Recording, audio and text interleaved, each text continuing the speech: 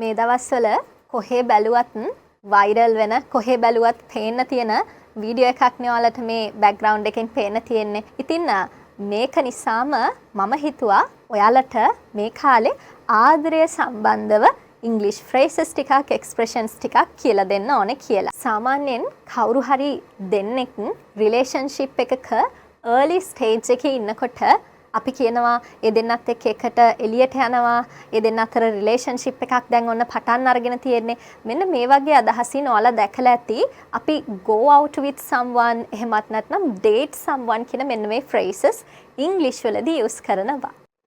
For example, they have been going out for about 2 years.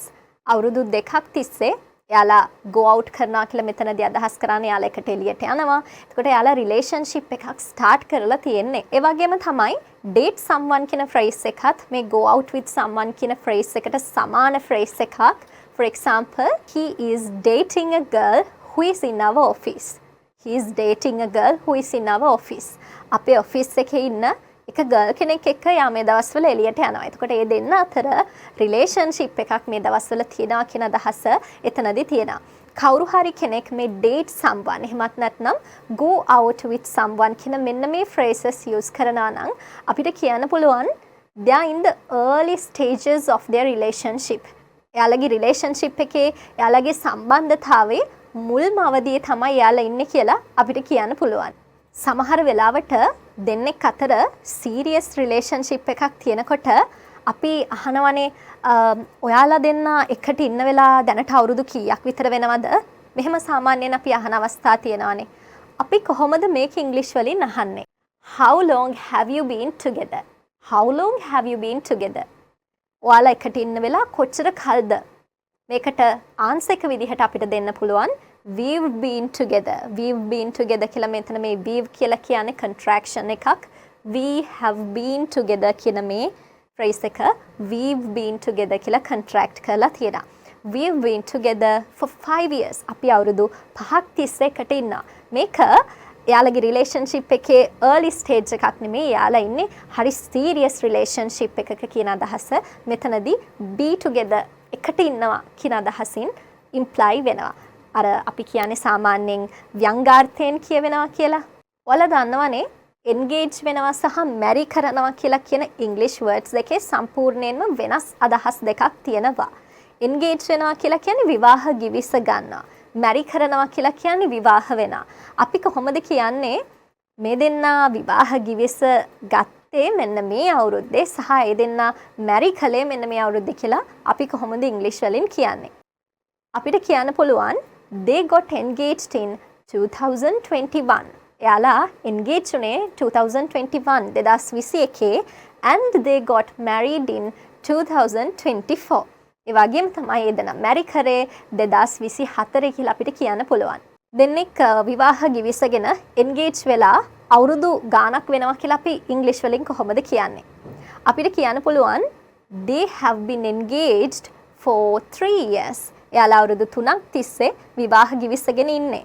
ඕනම relationship එකක් ගත්තාම ඒ relationship එකේ ups and downs තියෙන්න පුළුවන්නේ. මොකක්ද මේ ups and downs කියලා කියන්නේ? අපි රිලේෂන්ෂිප් එකක ups and downs කියලා කියනවා ඕනම රිලේෂන්ෂිප් එකක හරි ආදරෙන් එකට ඉන්න අවස්ථාව වගේම difficult situations තියෙන්න පුළුවන්. ඒ නිසා අපිට කියන්න පුළුවන් ඕනම රිලේෂන්ෂිප් එකක ups and downs තියෙනවා කියලා. හොඳ පැති වගේම නරක අවස්ථාවලටත් රිලේෂන්ෂිප් එකකදී අපිට මුහුණ දෙන්න වෙනවා. ඒ නිසා අපිට කියන්න පුළුවන් there are ups and downs in a relationship. There are ups and downs in a relationship. relationship එකක හොඳ අවස්ථාවන් වගේම නරක අවස්ථාවන්, දුෂ්කර අවස්ථාවන් වලටත් අපිට මුහුණ දෙන්න සිද්ධ වෙනවා කියලා කියනවා. දැන් අපි කතා කරන්න යන්නේ breakups ගැන. breakups කියලා කියන්නේ දෙන්නෙක් එකට ඉඳලා වෙන වෙනකොට අපි ඒකට කියනවා break up වෙනවා කියලා. එහෙමත් නැත්නම් සමහර වෙලාවට married couples එකට ඉඳලා වෙන වෙන අවස්ථා තියෙනවා. divorce වීමකට යන්නේ නැතුව එයාලා separate වෙන අවස්ථා තියෙනවා. එයාලා වෙන වෙලා ඉන්නේ. ඒ අදහසින් අපි එහෙම married couple එකක් වෙන් වෙලා ඉන්නවා කියලා කියනකොට ඒක අපි සාමාන්‍යයෙන් break up එකක් කියලා හඳුන්වන්නේ නැහැ. එතකොට අපි කියනවා ඒ දෙන්න separate වෙලා ඉන්නේ වෙන් වෙලා ඉන්නේ කියන අදහසින් separate කියන verb එක use කරනවා. හැබැයි දෙන්න affair එකක ඉන්න කාලේ මැරි කරන්න කලින් ඒ දෙන්න වෙන් වෙනා නම් අපි යන්නේ අවස්ථාවට බ්‍රේක් අප් එකක් කියලා කියන්න පුළුවන්. අපි කොහොමද කියන්නේ අපි වෙන් වුණා මාස 6කට කලින්. ඉංග්‍රීසි වලින් කොහොමද අපි මේක කියන්නේ? We broke up 6 months ago. We broke up 6 months ago. මාස 6කට කලින් අපි වෙන් වුණා. We broke up 6 months ago. ඔයාලා මෙන්න මේ phrase එකේ meaning එක අහලා තියනවාද? living apart. අපි living apart කියලා කියනවා වෙන් වෙලා ජීවත් වෙනවා කියලා කියන්නේ මැරි කරලා හිටපු දෙන්නෙක් separate වෙනවා. වෙන් වෙනවට අපි living apart කියලා කියනවා. For example, we've been living apart for many years and finally we got divorced. අපි දැන් වෙන් වෙලා ඉන්න වෙලා අවුරුදු ගාණක් වෙනවා. ඒ වගේම අවසානයේදී අපි divorce වුණා කියලා කියනවා. living apart කියලා කියන්නේ එහෙනම් married couple එකක් වෙන් වෙනවා කියන අදහස. හැබැයි දික්කසාද වෙනවා කියන අදහස තමයි divorce වල තියෙන්නේ.